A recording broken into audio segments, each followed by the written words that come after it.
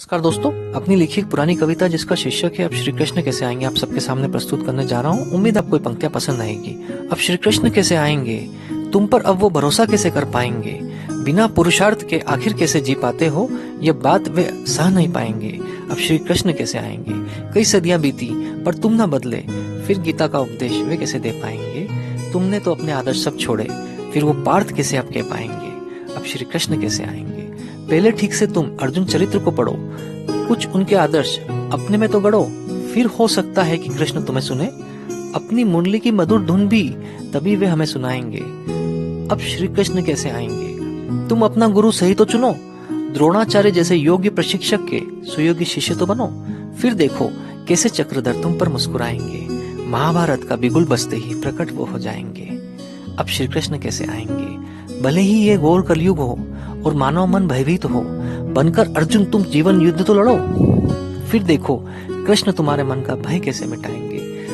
अब श्री कृष्ण कैसे आएंगे, सामने खड़ी कौरव रूपी कर्मों की सेना हो और तुम्हें अनगिनत धर्म संकटों की पीड़ा हो, कृष्ण अपनी शिक्षा से तुम्हारे संकटों को नशाएंगे। श्रद्धा यदि गीता सार में हो तो एक एक मानव बनकर पांडव अनेक कौरवों को अकेले ही हराएंगे।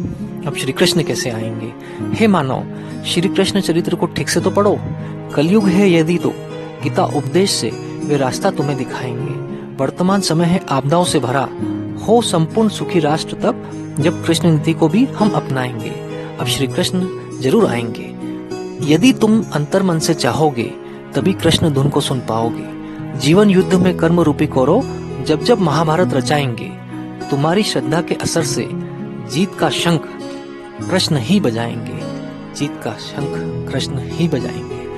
कृष्ण अब तुम्हारे भीतर बस जाएंगे, नया इतिहास वो बनाएंगे, कोई न कोई लीला फिर से वो रचाएंगे। अपना चमत्कार स्वप्न फिर वो दिखाएंगे, अपना चमत्कार स्वप्न फिर वो दिखाएंगे।